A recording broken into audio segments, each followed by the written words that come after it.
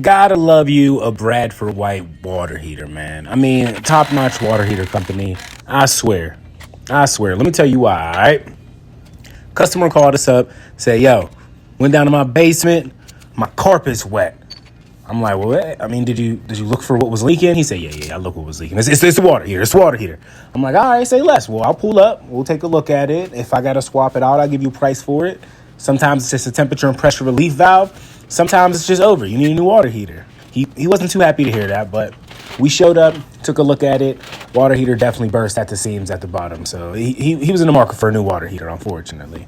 What he wasn't ready for me to tell him was he was still under warranty, man. I don't get to tell people that too many times with these Bradford Whites because they stick around. They do their thing. I've gone into people's houses and they still have had a Bradford White in their house for like 15 years, man. Especially if you're keeping up with them, you're flushing them, you're doing what you need to do for the maintenance to keep the water heater the way it needs to go. I mean, they last pretty long, dude. They do. So he was happy to hear that he was still under warranty. Not through us, though. He still had to pay that labor cost. So, I mean, he was coming out of pocket for something. Speaking of which, how much would you guys charge to swap out a water heater under warranty? So no purchase price for the water heater, just the parts that you got to add on. For this one, all we really had to do was the cold and the hot line, just run new copper out to it. And, I mean, it's a 50-gallon power vent, so you do got to tie in the vent.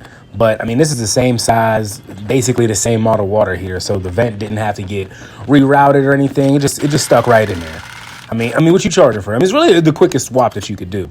Even kept the gas line because the gas line was in good condition, and I try not to replace black steel if I don't need to. I just take it off, clean it, put it back. Easy peasy, man. Easy peasy. Only thing I did recommend for this customer was that they get a bedpan to keep the water from going onto their carpet because, I mean, it did do some pretty good damage to that carpet, man.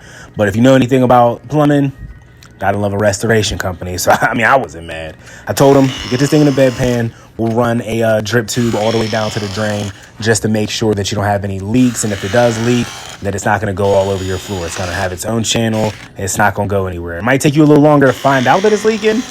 But, I mean, you're going to find out anyway when your wife tells you she ain't got no hot water and she's mad at you for some reason, like you went down into the basement and took a sledgehammer to the side of the water heater.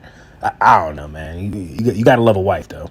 Regardless, got this customer up and running. I mean, they were pretty happy. Didn't take too long. I think this job maybe took me like 45 minutes to get it installed, but we did have to go to the supply house and swap it out. You know, while we're here, special shout out to Ferguson. I don't know if you guys got a Ferguson supply house by you.